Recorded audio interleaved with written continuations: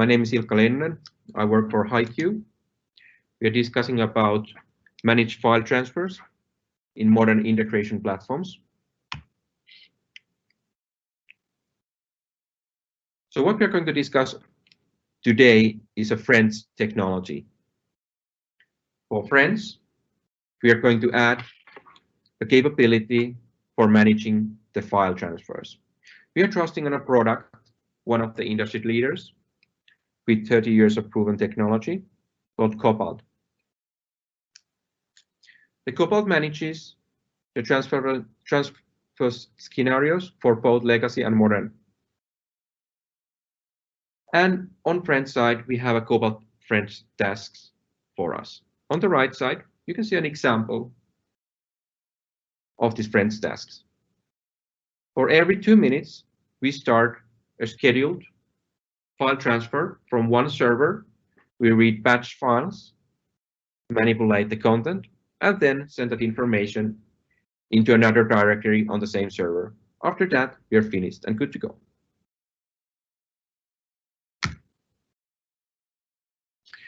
On a functional level, when we discuss about Frends tasks, we have a huge amount of different tasks.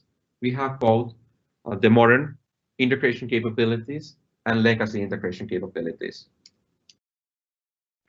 On the right side, you can see the managed file transfers by using the Cobalt product. What do we have as a functional layer? We have the capability of centralized monitoring of file transfers. So we have a monitoring window, which enables us the capability of reading the actual file transfers, see what happens during the operations, how everything is handled. So we can see the actual operational logs on the link layer, authentication, file transfers, permissions, cleaning, and closing of the connections.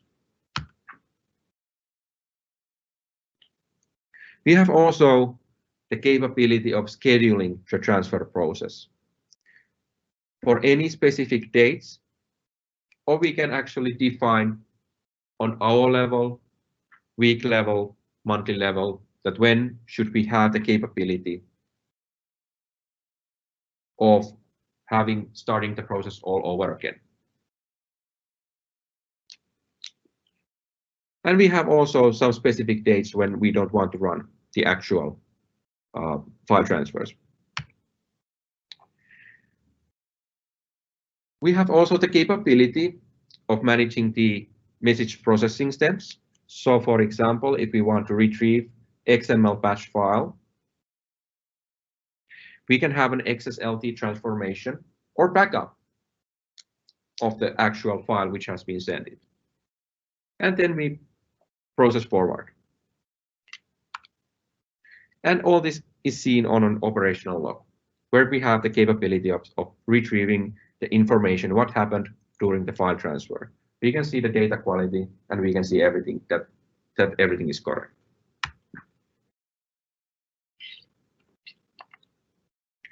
So on a functional architecture level, we have the capability out from the box support for the following file transfer protocols.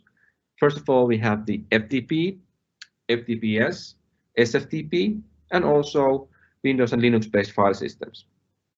On FTP level, you can define the username and password, authentication, and also FTPS has the same capability. On SFTP level, which is the secure file transfer, you can have the username and password authentication, and in addition to that, you can also have the private key authentication. You can define also a password for that. We provide a support for several different key algorithms like RSS, DSS, certificates, and so on. On a file system shell level, we have the capability of providing the sharing through Windows and Linux operating systems and the authentication via Kerberos.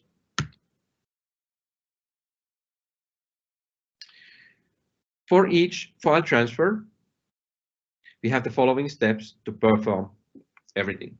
So in the first step, we initialize the transfer and we open the source connection on a link level. First, we list the files. We navigate to the correct directory with a given file mask.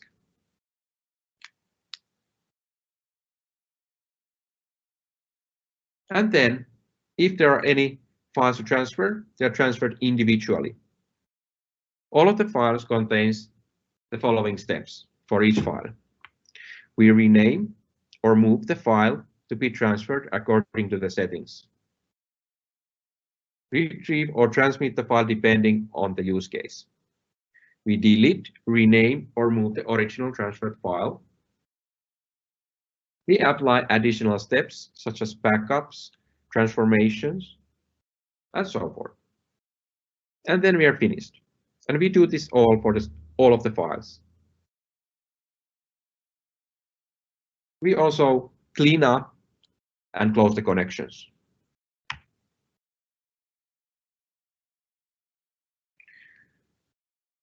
So on Frends, we have the operational capability, the monitoring of different file transfers.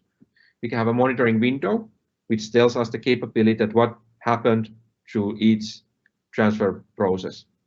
On operational logs, we have the link layer, authentication, file transfers, permissions, cleaning and closing of the connection. So we see everything what happens.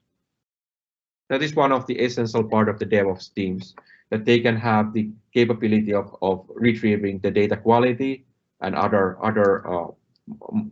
operational log information for us.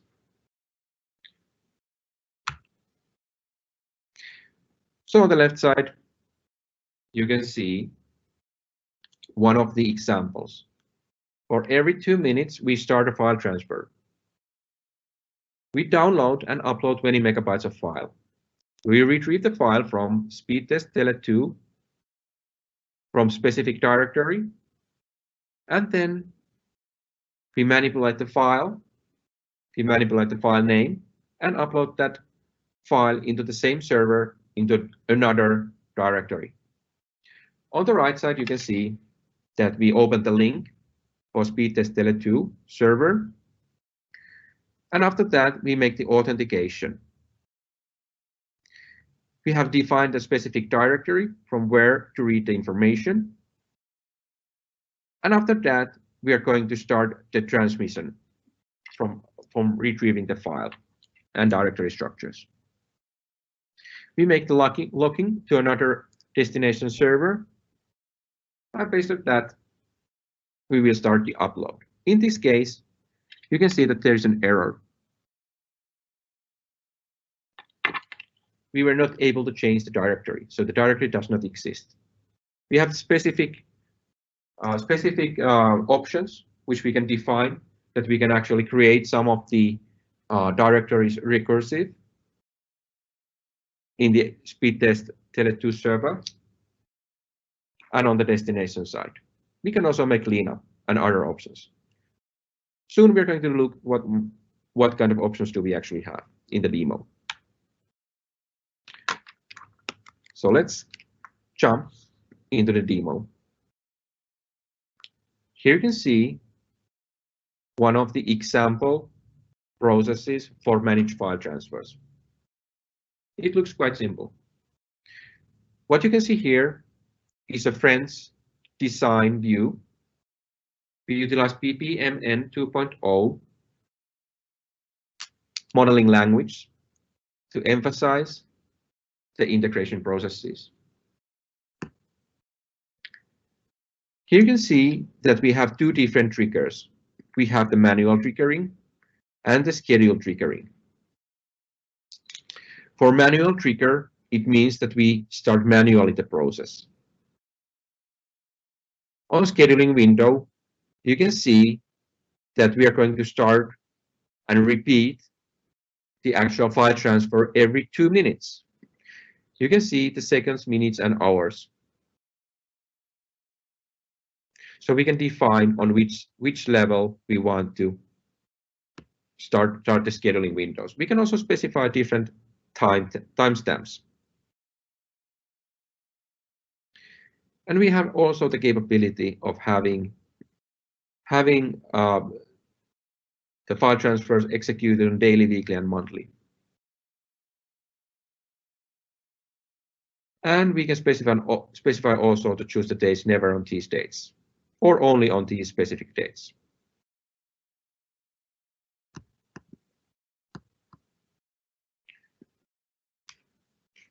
Now we choose the Frends tasks called transfer. You can see here that we have a new version available for us. We are having inside the Frends a catalog called tasks where we have the latest versions where we can actually update the tasks. It includes all of the relevant new libraries, ELL files, which are integrated to each other and working seamlessly with the integration platform. In this actual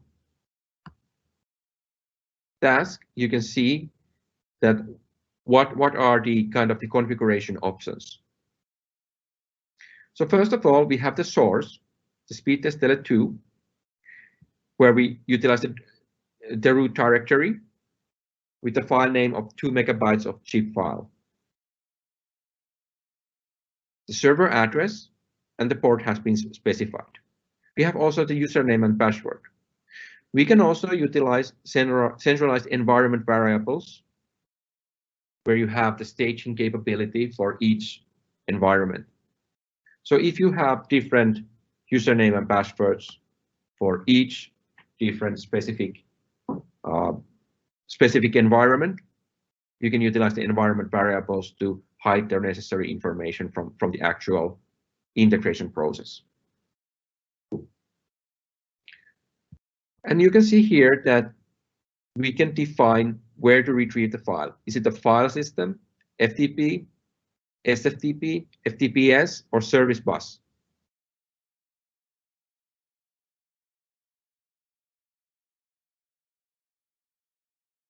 And we do the same for the destination part. We have the upload directory where we want to upload the file. We have now manipulated the file name. So what we want to have here is to have the year, month, date based file, and we name it file 01.zip. We have also defined the destination server and the port and the username. We could also choose another one. We can also build event-driven FAS.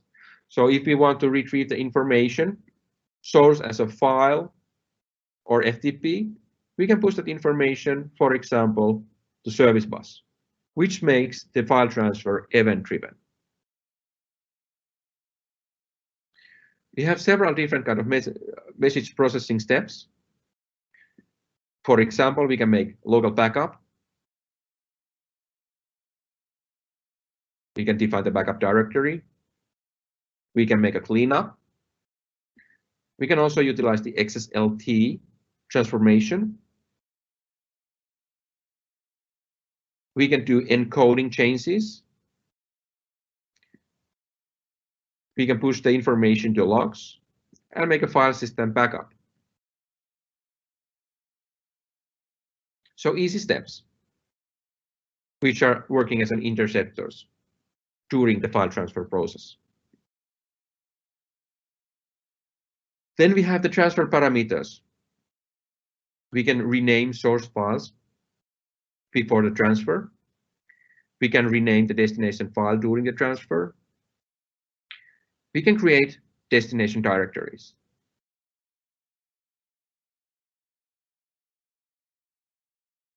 And what happens if the file already exists? Are we raising an error flag, appending the information, or overwriting? What we do for the source? Do we have an information level or ignore?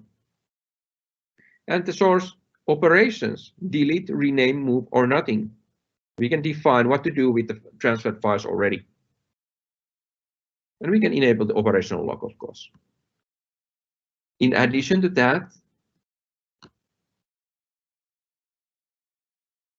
We can also create an integration test.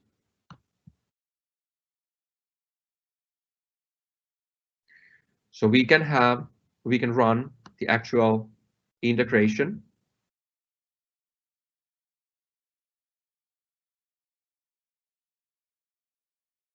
And we have the testing results available immediately. But for now, we're going to run the show, the process here. So let's choose webinar 14th, and let's run it once.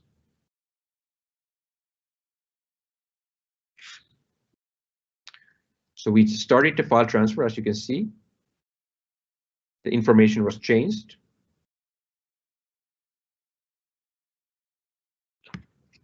And we can jump into the monitoring view.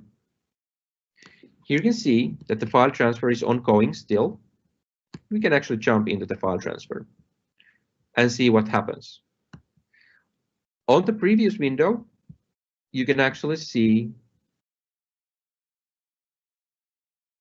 and zoom out the specific file transfers and what happened during them. So you can see with the yellow color here that it's running. And we can go in and see what happened. So in this step, we have defined the source level where we have the type FTP, the root directory, the file name. And we have the address, the port, and the username. And then we have defined the FTP configurations. We have done the same for the destination part. So we have the FTP as a destination type. The directory is upload, and the file name is now the one which we had the small code blocks for creating the current date.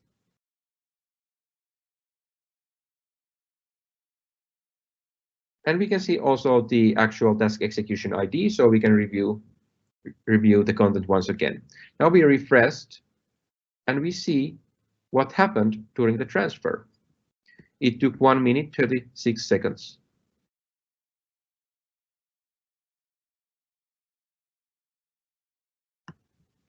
And you can see the operational log. What did happen? We connected to speed test tele2 in the port 21 using the FTP. We are using the anonymous user to log in, and we can see that the login was successful.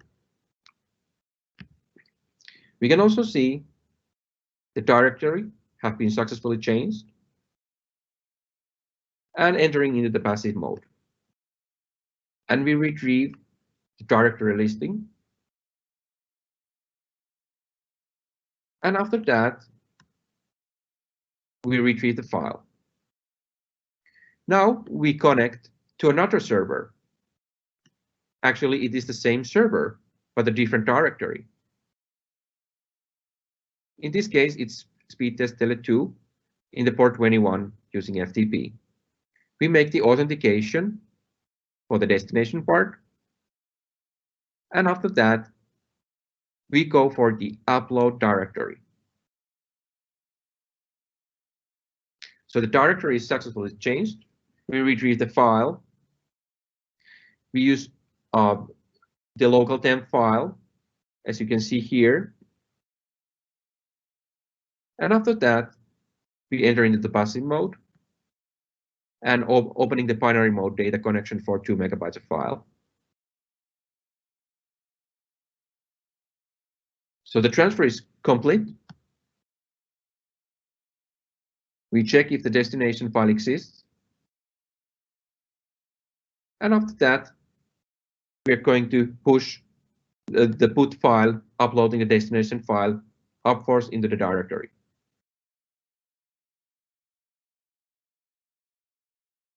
And it was sent correctly. Finally, we clean up the files We remove the temporary files from both from the source and the destination. And then we're good to go.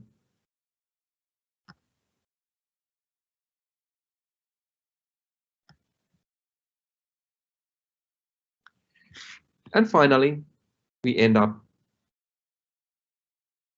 the process.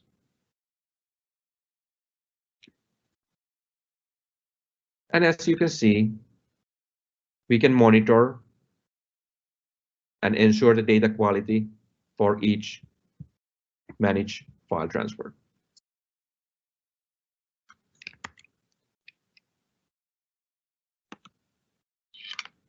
That's all from the managed file transfers in modern integration platforms. Thank you for your time.